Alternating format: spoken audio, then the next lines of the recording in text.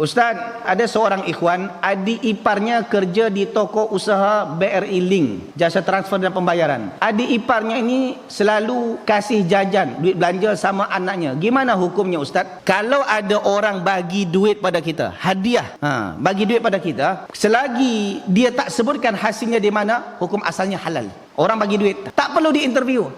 Kau bagi aku belanja, aku makan, ni duit dari mana? Aku audit dulu. Kau duit halal, aku dah haram. Tak perlu. Kecuali dia sendiri yang sebut, ni sebenarnya duit ni adalah duit riba, cuma banyak jadi aku nak kongsilah dengan kau.